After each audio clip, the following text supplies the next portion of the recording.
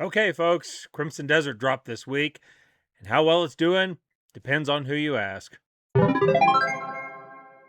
Hello, my gaming brothers and sisters, and welcome back to the channel. As always, I am Jonathan, your host here at QuickBird Gaming, and I appreciate you tuning in for another episode of QuickBird News, where we talk about all the gaming news of the week. I'm glad to be back. Sorry I missed you all last week. Just life got in the way, and these things happen. But I am here with this week with a whole new set of news stories to talk about. We've got some information on the DLSS 5 mess that's out there, and if you're unfamiliar with what that is, we'll get into it. We've got some information on Resident Evil's Requiem's updated sales. It's doing quite well. Some really baffling news about Starfield's release on PlayStation 5 that I did not see coming, and a few other things. It hasn't been a super busy week, but as always, we do have stuff to talk about. And as always, each news story I discuss will be time-stamped in the description box down below, so feel free to scan down and check out a story that interests you. However, before we get to all that, we got to talk about the big news of the week, and that has been the release of Crimson Desert. It's been something of a mixed release. There has been some ups and downs, so let's go check that out. Okay, we're going to start off by talking about Crimson Desert, and just a little background for anybody who may not be familiar with it. It is published by the developers Pearl Abyss. They're the same company that did Black Desert Online and has had that running for years. From what I understand, Crimson Desert was intended to be an MMO, and at some point in the development, they switched it to a single-player game, which is how it released on Thursday, on March 19th. And I'm going to start with this Game Ran article that was published on Friday the 20th. Crimson Desert has sold 2 million copies in one day. They said it's already exceeded 2 million copies worldwide just one day after launch as a single-player game. And they said it's been a whirlwind 24 hours, okay, et cetera, the normal type of stuff. And here's the official X posting from the account, the Crimson Desert account, that they had sold 2 million copies. So obviously, that is a pretty big success. This is a full-priced premium AAA game. It's priced at $70. So without knowing their development train, I doubt they've recouped their development costs yet, but this is a pretty impressive start. And we can look over, let's just check the Steam database charts, and you can see, we'll talk about the ratings in just a second, but right now, this is as of Saturday night on the 21st, about 7 o'clock Mountain Time. Still see they have 170,000-ish players in-game. They topped out at a little over 225,000. And they've been pretty consistent. Not unexpected for a game like this that had this level of hype, and also that is only 2 days out. So so far it's doing good. In fact, I think it was about 196 on Friday, and then it peaked back up to 223 here on Saturday. So it got a little weekend boost, which is probably a good sign for the game's longevity. And if we want to talk about the console charts, this is over at the PlayStation Store. It's got almost 4,000 ratings at a 3.85, which is not necessarily great, but again, we're going to talk about that. I didn't pull up the Xbox ratings, but I want to say it was around 4 stars, about a 900 to 1,000 rating, so roughly consistent. Now, if we look at the Steam ratings, now this is mostly positive, 74%, but that's just for English language reviews, 14,000 reviews.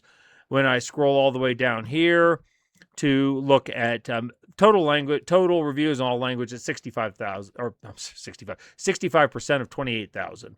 So approximately 2 out of 3 are positive with a 1 negative, 2 to 1 negative, leaving it with a mixed rating. Now, one of the big problems in the game so far appears to be the controls. And I haven't played Crimson Desert yet, so I can't speak to this. I can only go by what I've said, but I've seen a lot of people talking about the control scheme, that things are counterintuitive and not great. This person right here, for example, 8 hours in, the visuals are stunning, open world is great, etc. Game lacks direction. Certain keybinds are unresponsive. Okay, so keybinds being unresponsive. Scroll on down, a lot of positives, but let's see. The controls, I said, the game is pretty fun when you learn new skills and such, but the controls are still an issue, and so is inventory management. And I watched a review earlier today where they said the inventory management is not as good as RPGs that are 10, 15 years older, unable to sort things and stuff like that. Again, I'm getting this information secondhand, so don't yell at me if I have it wrong. Again, I've just heard that that's the case. This one says the controls are terrible. UI only adds to that problem. The game is good, but controls and movement, controls are all over the place, a spaghetti mess. Common theme and one of the biggest complaints about the game. Oops, I had an ad there. Okay, then you have some other problems, like this comes off Gaming Bible, and this is from Friday the 20th as well, and it says, Crimson Desert unplayable for millions due to common PC hardware. Now, I'm sure this caught people off guard. What was supposed to be a triumphant launch for Crimson Desert has descended into a nightmare for millions of PC gamers who have built their rig with this common hardware. Okay, and it says it fails to run at all. People who are using Intel Arc graphics hardware will face incompatibility. It's an affordable, lower mid-end budget of brand performance GPUs, okay? On launch, Intel Arc users on Reddit reported the game refused to boot, and Pearl Abyss has confirmed the community's fears. Does Crimson Desert support Arc Intel? No, it does not currently support. Please refer to the refund policy on your platform. Players on Reddit and Steam forums pointed out the game's minimum requirements, GTX 1060 and RX 60. Wow, so 10-year-old video cards are significantly less powerful than Intel's mid to high-end ARC cards. Okay. And just they say, over on Reddit, Crimson Desert fans used the Wayback Machine to claim that as late as March 15th, just 4 days below launch, there was no mention of an Intel Arc restriction on the game's official pages. And that to the fact that this game also, there was a kerfluffle a week ago before it launched about Denuvo being, they suddenly said, oh, well, yeah, we have Denuvo on the game, the digital rights management third-party software that a lot of people don't like for various reasons, whether they're legit or not. The people don't like it. And that was not something that was, I don't want to say publicly disclosed, because it was just something that was put forward on the Steam page, the Steam store page at the 11th hour, though I'm sure that the game was developed with Denuvo long ago before that, and it was probably stated somewhere. It just wasn't out in the open where a lot of people could see it, and that created more, ruffled a lot more feathers. Now, to their credit, I'll turn to this IGN article. This is from today, Saturday, March 21st. Crimson Desert dev promises patches to address discomfort many players have experienced with the controls. Apologize for awful keyboard and mouse experience. Now, they said they will address the controls in an upcoming patch. They're aware of the discomfort player having with the controls and confirmed the patch to address it. They did not say when this would be released or detailed what it would actually do. Most players are desperate for controller mapping and key binding support, which, yeah, I get that, if people are playing it on PC through Steam, you can rebind your controller buttons through the Steam app, but that's also a clumsy way to implement it. Pretty much, if you're releasing an RPG type game at this point in the gaming history, you should allow keybinds, and it should be pretty simple. It's pretty standard at this point. And the fact that they don't have it is also kind of a knock against them. Now, I've also heard an incredible number of people praising the game for having this wide open sandbox type experience as an RPG, which makes sense because it had roots as an MMO. And that's the kind of experience you would have there.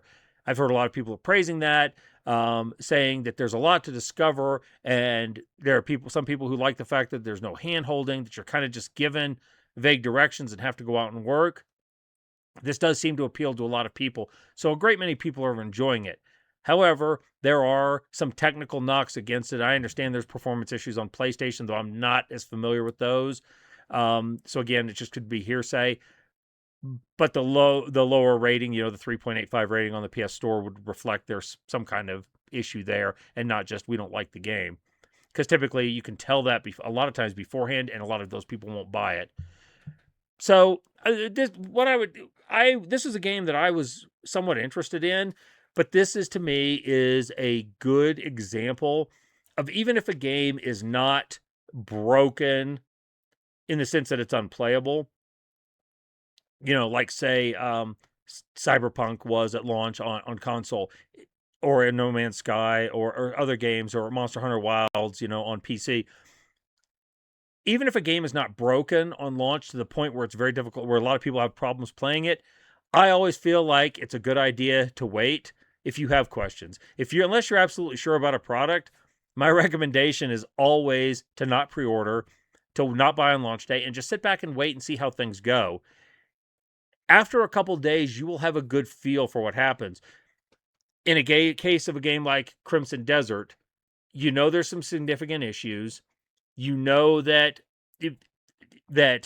Pearl Abyss said they're going to address them. Maybe they will timely, maybe they won't. It's TBD. You know, all we have is that they said they're going to address the control issue. We'll have to see how that unfolds, and that's something you watch, which should then shape how you view further promises that they make to address the game. But you just kind of sit back and watch and see how the game develops, because it could be in a much better state 3 or 4 or 5 months from now. You put that in contrast with a game like, you know, Resident Evil Requiem. If you were on the fence about that, after 2 days, after that first weekend, you would have a good knowledge of the fact that, hey, this game has few performance issues. It's running great. People are loving it. There are not many complaints. It's pretty. Then if you want to get into it, you have a good database in your own brain of other people's experiences of what to do. I'm not going to tell anybody what they should or shouldn't do. I'm just recommending to you what I think is a more logical approach. It's how I approach it. It's why I don't buy things day one anymore, because even things that are very hyped that I'm interested in often are a letdown. So, you know, you do with that what you will. But Crimson Desert is here. It's sold 2 million copies. It's got some issues, and I'm sure this will be a long-term story we will update again in the future. I just wanted to touch on this briefly since I did mention it during the last segment, but this article from Eurogamer, published on Monday, the 16th of March, Resident Evil Requiem crosses 6 million copies sold, becoming the fastest selling game in the survival horror series history. It's still doing great. This game's been out for a little over 3 weeks as of making of this video, and even so, if I look over at the Steam database charts right here, this shows that there's still 40 to 50,000 players in this game daily. This is a single-player game with about a 10 to 12-hour campaign, from what I understand. And it's still 3 weeks. You know, that means people beat it and move on, but people are still logging in and play it. I know personally several people that are doing multiple playthroughs of it, and they're really digging it. It's very much just satisfied that Resident Evil, urge that people have had. And so this has been an unqualified hit. And the article talks a little bit about the series and says, talks about the remakes, and about Village and Biohazard 7 and 8, and how well these games have all passed 10 million copies sold. I'd say Requiem is well on its way to doing that as well. These games tend to have a very long sales trail into the future, and this will be no exception. Most interesting thing I found, though, was this clip right here, or paragraph rather. An interesting thing to note is that Capcom's statement underlines the series 30th anniversary celebration set to happen on March 22nd, which is right around the corner. They say they're planning various plans to delight fans and so on and so forth. And that the 22nd of March is the day I'm actually posting this video. And here's the link over to their website where they are having their celebration. I'll put this in the description box, so go check it out if you're a Resident Evil fan. See what's on offer. Maybe we'll get some news. By the time this video is posted, maybe we'll get some news today about upcoming projects, and that would be great. Well, I didn't see this one coming. I'm going to start with a couple of articles from Video Game Chronicle, the first one of which is from Monday the 16th of March, and it says, talking about DLSS 5, this is just a garbage AI filter. Nvidia met with criticism for photoreal graphics alterations. DLSS 5 will use AI to add photoreal lighting and materials to supported games, there being an example from Resident Evil Requiem. They've announced that DLSS 5, the next generation of its image enhancement technology, which claims the most significant breakthrough in computer graphics since the debut of real-time ray tracing.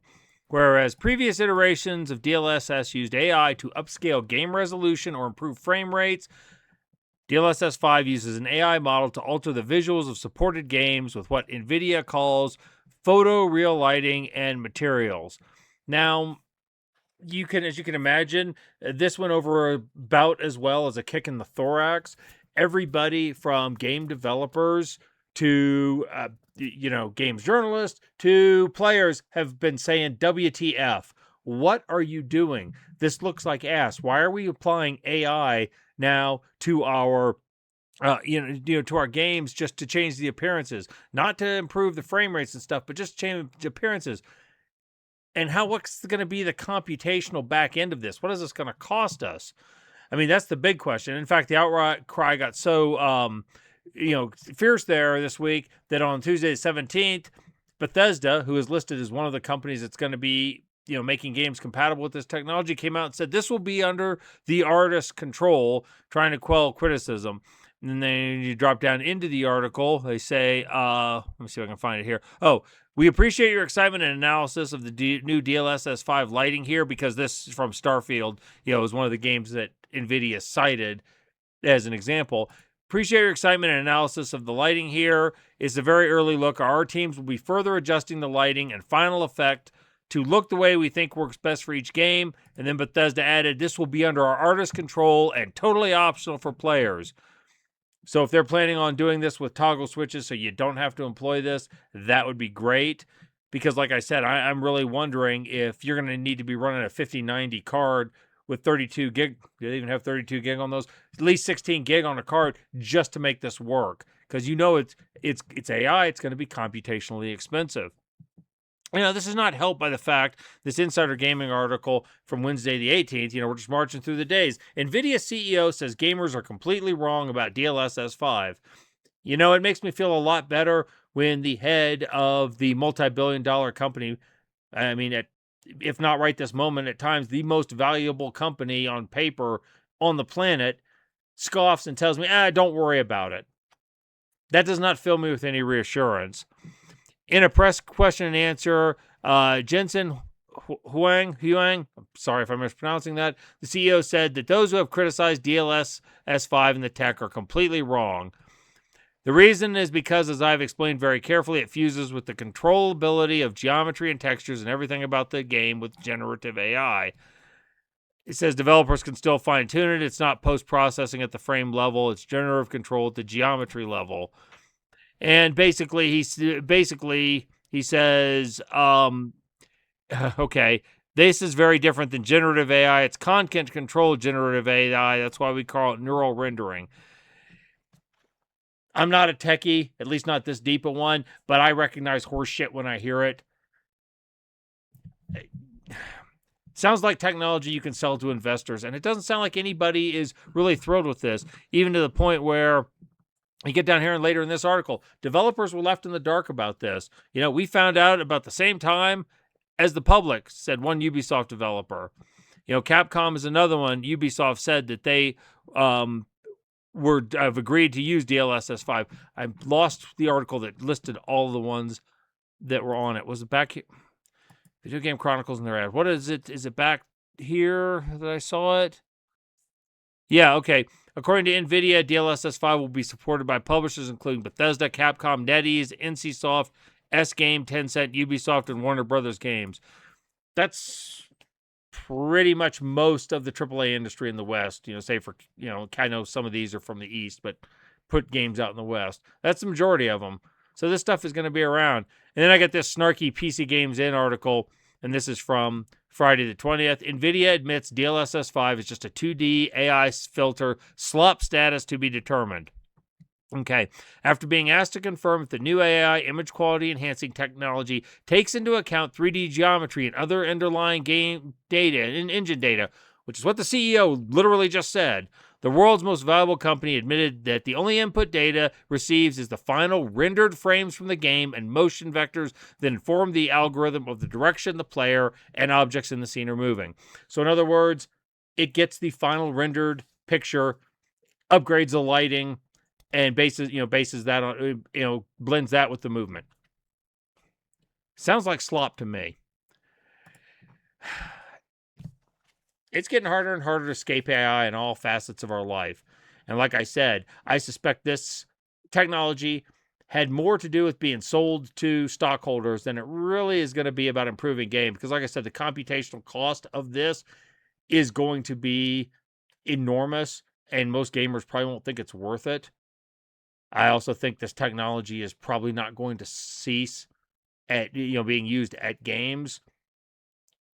Without getting too deep down the rabbit hole here, one of my biggest fears about AI generative AI is using it to create false data that looks very real. And I think the more that these companies fool around with this area, trying to make it more and more realistic looking, the closer and closer we get to being that happen. It's already somewhat bad. It's just going to get worse. But anyway, if you had heard about DLSS 5, this is what this was all about. It's why we can't have nice things anymore. Okay, I couldn't help myself. I had to go back to this and look at the computational cost. I know this isn't a perfect way to look, but we're going to ask Gemini AI off of Google. And the question is, what video card is needed to run DLSS 5? And they say, okay, amount announced for fall 2096, final requirements have not been disclosed. Current information indicates the compatible RTX 5090 with 32 gigabyte of data for the confirmed hardware demo. RTX 5090. And what is the cost? I mean, 2,000, 2,800, look, 4,000, 4,000. DLSS 5, are you serious? Get the fuck out of here. This is crazy. Man. Hey, everybody, just going to break in here real quick and ask that if you're enjoying this content, please consider subscribing to the channel. It just takes one click, helps me out a whole bunch. All right, thanks. Back to the news. I try to keep up with what's going on in the games industry, and I consider myself at least somewhat knowledgeable about how and why certain things happen, but I have to admit I have no idea what's really behind this. This Insider Gaming article I'm citing from Friday, March 20th, Starfield tops PlayStation pre-order charts. Now, for anybody that remembers, when Starfield released on PC a couple years ago, it was very highly anticipated. People were really ready. It was the first new IP from Bethesda in however many years. And then it landed with a thud. And if I flip over here to the Steam page, 57% of 83,000 reviews in English are positive. And if I go down here and look at the overall, it's 58%. So yeah, pretty much across the board, barely over half the reviews of it are positive. Not good. And it's been pretty well lambasted. We still don't have any idea how many copies it sold, but the reception was poor. And now that it's coming to PlayStation, it's at the top. A PS5 release date for Starfield was announced earlier this week, with the developers unveiling a new DLC and an update, both expansion updates set to arrive with the PS5 version. And players seem pretty hyped for it. The PlayStation pre-order chart, so the $70 premium edition is currently ranked number 1.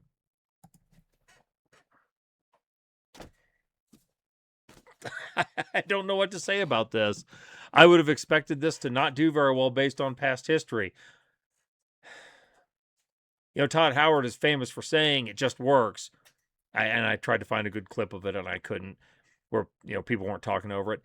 He said it just works. Maybe he meant sales. Maybe he didn't mean the games. It just works because Bethesda seems to sell no matter what they do.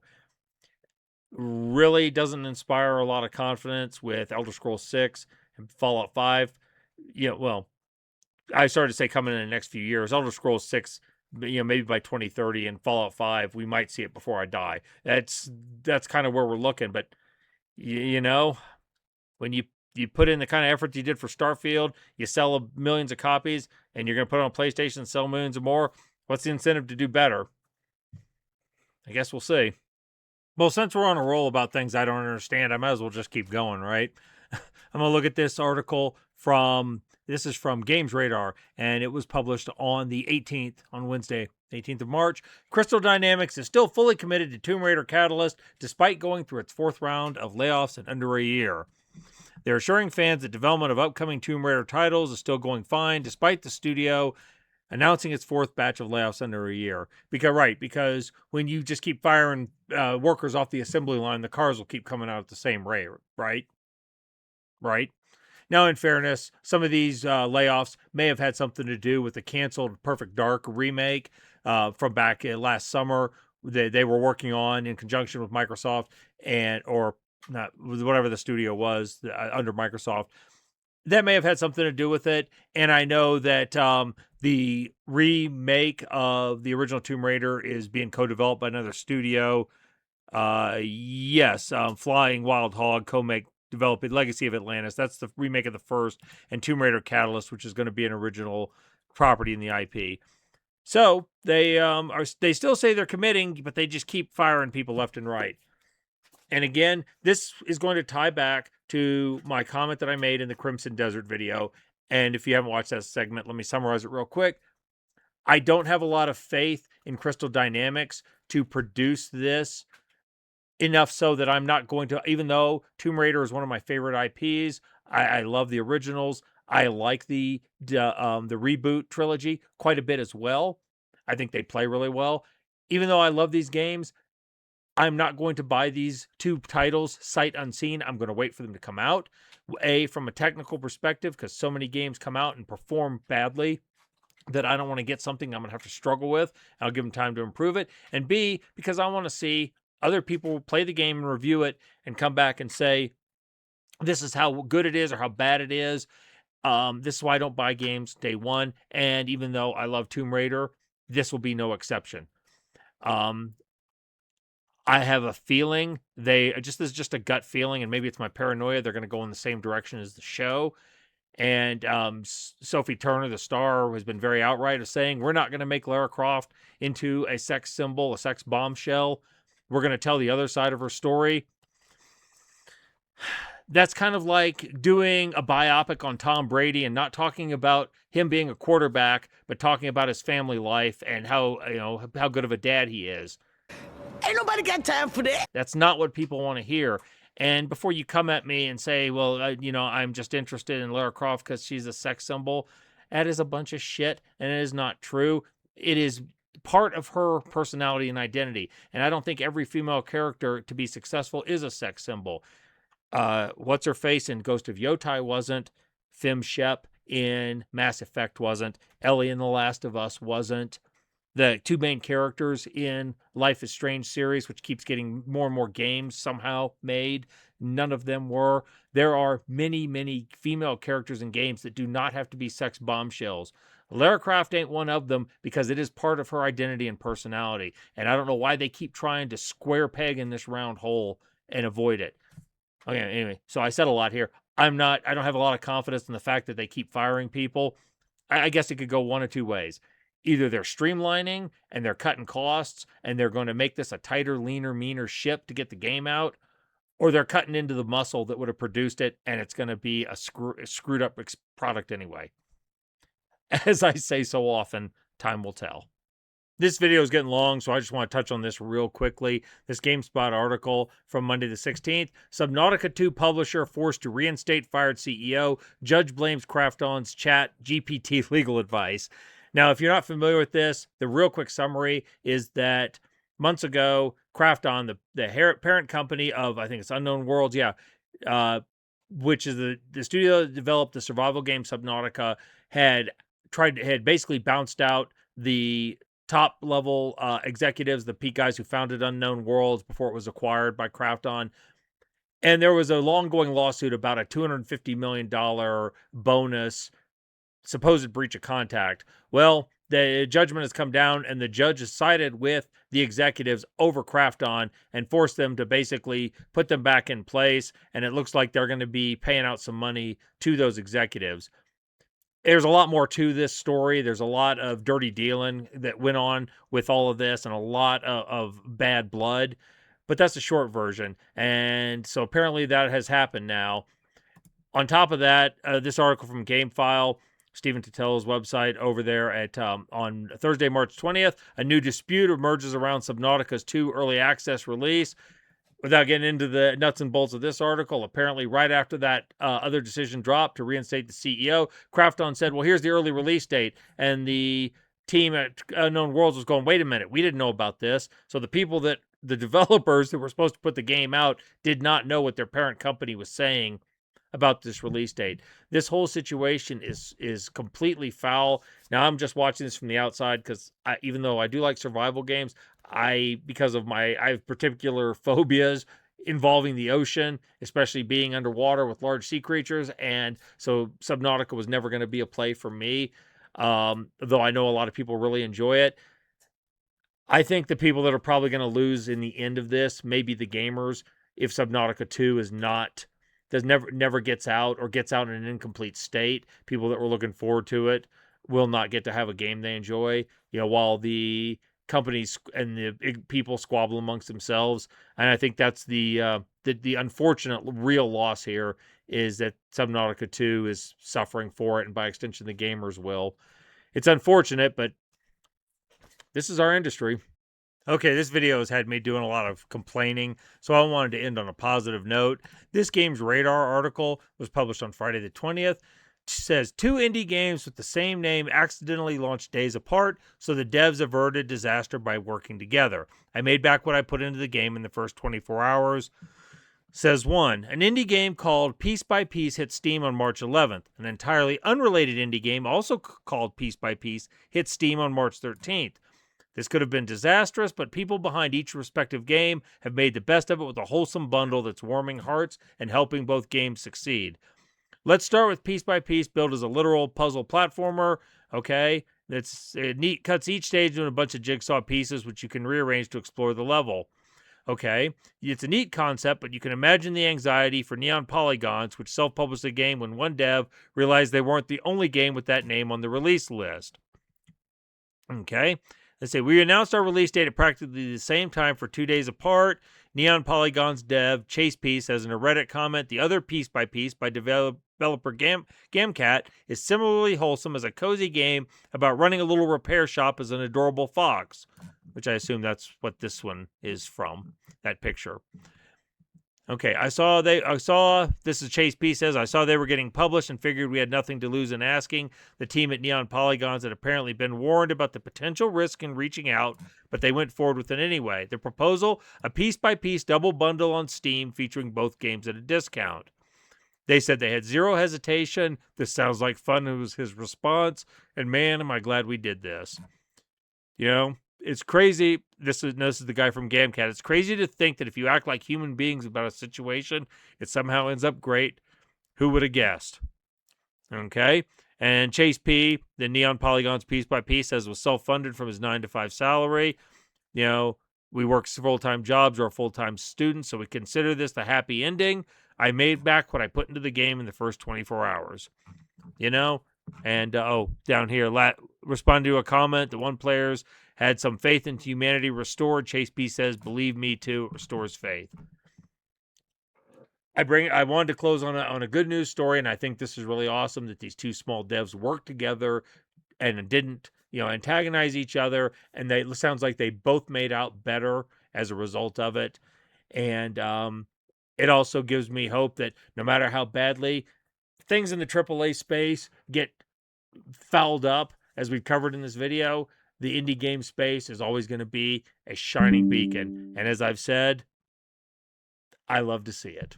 All right, everyone, that's probably enough out of me. So I'm going to call this video quits.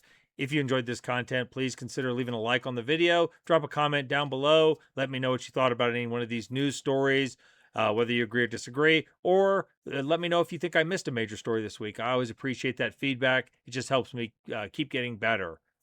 So I will be back next week with more QuickBird news. And as always, I've got some other projects going on. I'm working on a new series to go along with my How Does It Play Today, my Collections 101 series. So that will be coming up soon. I just have to finish filming the footage. I film all the footage that I use in my playthroughs is all mine. So it does take me a little time to get it done.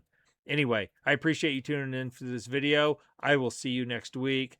In the meantime, you all go out there, live your best lives, and you all stay gaming.